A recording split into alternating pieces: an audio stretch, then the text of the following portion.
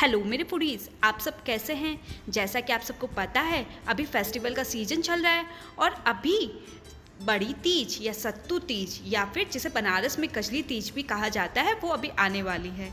और इस दिन सुहागन औरतें व्रत रखकर, मेहंदी लगाकर, लाल साड़ी पहनकर, 16 श्रृंगार करके शाम के समय सत्तू का भोग तीज माता को लगाकर पूजा करती है और रात को चंद्रमा को अर्घ्य देकर सत्तू का प्रसाद लेकर तीज माता का व्रत है संपन्न करती है।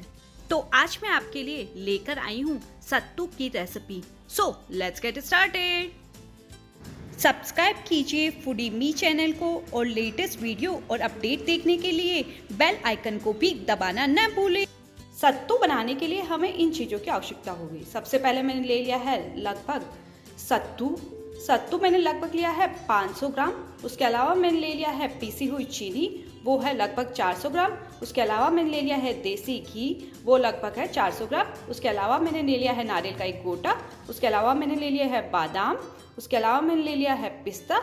उसके अलावा मैंने ले लिया है बादाम और पिस्ते की कतरत जिससे कि मैं डेकोरेशन कर सकूं। उसके अलावा मैंने ले लिया है केसर और इलायची। इन सब की सहायता से मैं आपके लिए आज सत्तू बनाने वाली हूँ। सबसे पहले मैंने गैस पर एक कढ़ाई को गर्म होने के लिए रख दिया है। जैसे ही आपकी कढ़ाई गर्म हो जाती है हम उसके अंदर घी को ऐड कर देंगे। बिल्कुल इसी तरह से आप भी जो हमने देसी घी ले रखा है उसको कढ़ाई के अंदर गर्म होने दीजिए।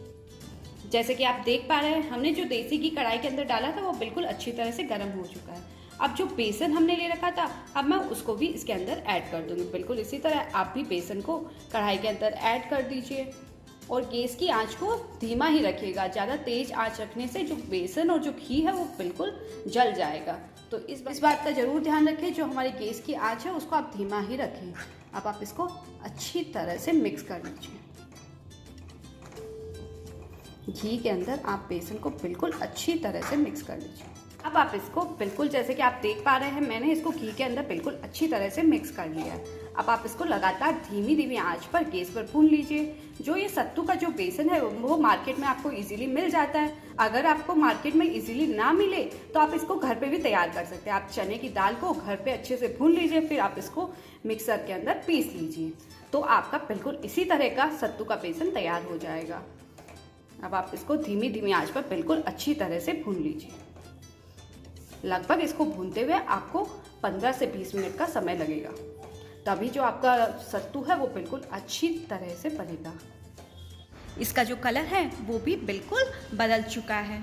जैसे कि आप देख पा रहे हैं जो हमारा सत्तू है उसने बिल्कुल घी को छोड़ दिया है और ये बिल्कुल दरदरा सा हो चुका है। मतलब ये बिल्कुल अब बनने वाली अवस्था के अंदर आ चुका है। बिल्कुल इसी तरह आप गेहूं के आटे का, चावल के आटे का और चने की दाल का सत्तू तैयार कर सकते हैं। इसी अवस्था के अंदर जब आपका सत्तू आ जाए तो आप गैस की फ्लेम को ऑफ कर दीजिए। जैसे कि अब मैं गैस की फ्लेम को ऑफ कर दूंगी और इसको ठंडा होने दूंगी। इसको ठंडा करने के लिए आप किसी भी बड़े बर्तन के अंदर इसको ट्रांसफ़र कर लीजिए और पंखे के नीचे रख दीजिए।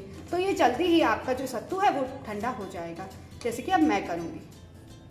जैसे अब मैं इस पूरे सत्तू को एक बड़े बर्तन, बड़ी परात के अंदर ट्रांसफ़र कर दूंगी जिससे कि ये बिल्कुल जल्दी से ठंडा हो जाएगा। आप इसको अच्छी तरह से परात के अंदर फैला दीजिए और आप इसको अच्छी तरह से ठंडा होने दीजिए।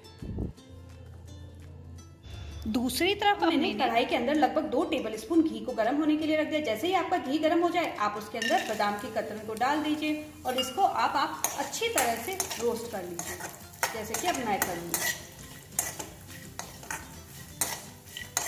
और अब मुझे थोड़े से पिस्ता भी रोस्ट करने हैं तो उस पिस्ते को भी मैं इसके अंदर ऐड कर दूंगी और इन दोनों को साथ में ही मैं अच्छी तरह से रोस्ट कर लूँगी। सत्तू में बिल्कुल रोस्ट किए हुए आप जो भी है ड्राई फ्रूट डालिए तो उसके अंदर जो क्रंची बनाएगा तो सत्तू के अंदर ड्राई फ्रूट्स का, तो वो आपको खाने के अंदर बहुत अधिक अच्छा लगेगा। तो आप भी सत्तू के अंदर ड्राई फ्रूट्स को हमेशा रोस्ट करके ही डालें। जैसे कि आप देख पा रहे हैं मैंने सत्तू को ठंडी होने के लिए परात के अंदर डाल दिया। अब मैं इसके अंदर थोड़ी मात्रा के अंदर केसर को ऐड कर दूंगी। बिल्कुल इसी तरह से आप भी केसर को इसके अंदर ऐड कर दीजिए। इसके अलावा मैं एक अच्छे से फ्लेवर के लिए इसके अंदर इलायची पाउडर भी ऐड कर दूंगी। बिल्कुल इसी तरह से आप भी 1 टेबल स्पून इसके अंदर इलायची पाउडर को ऐड कर दीजिए और जो ड्राई फ्रूट्स हमने ले रखे थे, जो कढ़ाई के अंदर रोस्ट होने के लिए रखे थे, उसको भी लगभग 5 मिनट के अंदर वो अच्छी तरह से रोस्ट हो चुके हैं। अब मैं इन ड्राई फ्रूट्स को इस परात के अंदर ट्रांसफ़र कर दूँगी। बिल्कुल इसी तरह से आप भी ड्राई फ्रूट्स को परात के अंदर ट्रांसफ़र कर दीजिए। अब मैं इनको अच्छी तरह से ठंडा होने दूँगी। इन सबको अच्छी तरह से मिक्स करके इनको ठंडा होने दूँगी थोड़ी देर। जब ये आपके सब कुछ ठंडा हो जाएगा तो मैं इसके अंदर चीनी को ऐड करूँगी। चीनी को हमेशा ठंडे होने पर ही ऐड कीजिएगा, नहीं तो हमारा जो बैटर है वो पानी छोड़ना स्टार्ट कर देगा। जो सत्तू जो हमने ठंडा होने के लिए रखा था वो बिल्कुल अच्छी तरह से ठंडा हो चुका है। अब जो चीनी हमने ले रखी थी उसको मैं इसके अंदर मिला दूंगी। जो चीनी का बूरा था उसको मैं इसके अंदर बिल्कुल अच्छी तरह से मिला दूंगी। आप भी बिल्कुल अच्छी तरह से इसको इसके अंदर मिक्स कर दीजिए।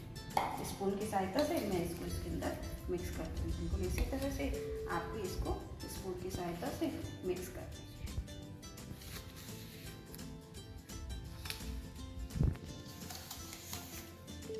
हमेशा ठंडे में ही जो चीनी, जो हमारी पीसी हुई चीनी है उसको मिलाइए, क्योंकि ठंडे में जब आप चीनी को मिलाते हैं तो वो पानी नहीं छोड़ती है। अगर आप गरम गरम में अगर चीनी मिला देंगे तो फिर वो पानी छोड़ने लगेगी। इसलिए हमेशा ठंडे होने पे ही चीनी को अच्छी तरह से आप मिलाएं। जैसे कि आप देख पा रहे हैं, मैंने बिल्कुल अच्छी तरह चीनी को सत्तू के अंदर मिक्स कर लिया। अब जो हमारा सत्तू है वो बिल्कुल बनकर तैयार हो चुका है। अब आप इसको किसी भी बर्तन के अंदर स्टोर कर सकते हैं और राजस्थान के अंदर इसको इस तरह से स्टोर किया जाता है। इसके अंदर जैसे कि आप देख सकते हैं, मैंने एक गोला सा बर्तन ले लिया है। अब उसके अंदर मैं एक नारियल लगा दूंगी। आप भी बिल्कुल इसी तरह से इसके अंदर एक नारियल लगा दीजिए और इसके चारों तरफ मैं इस सत्तू को भर दूंगी। चारों तरफ आप सत्तू को अच्छी तरह से फैला दीजिए, जिससे कि जो नारियल है वो इसके अंदर फिक्स हो जाएगा।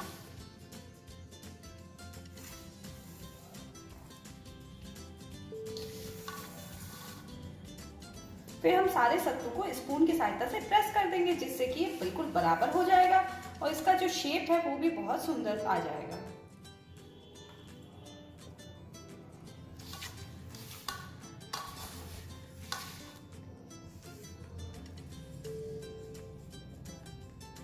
अब मैं इसको लगातार इस तरह से देख सकते हैं आप, मैंने बिल्कुल अच्छी तरह से इसको चारों तरफ से फिलिंग कर दी है।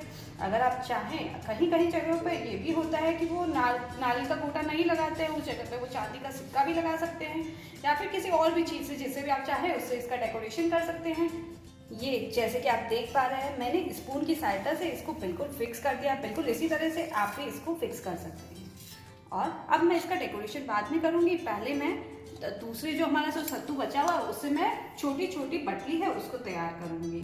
सत्तू से जो छोटा छोटा शेप देके जो तैयार की जाती है उसको हम बटली बोलते हैं। अब मैं हाथों की सहायता से उसको तैयार करूँगी। आप छोटा सा कोई भी एक लड्डू नुमा शेप जितना जो है सत्तू है वो हाथ में ले लीजिए, फिर उससे बिल्कुल अच्छा सा गोला बनाने की कोशिश कीजिए।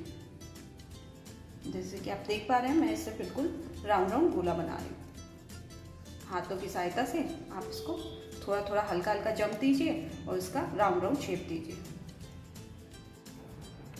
अब आप इस तरह से लड्डू को नीचे की तरफ प्रेस कीजिए, जैसे कि मैंने किया है, तो आपकी छोटी छोटी सी जो है सत्तू की बटली बना के तैयार हो जाएगी। बिल्कुल इसी तरह से आप बटली बनाकर रख लीजिए।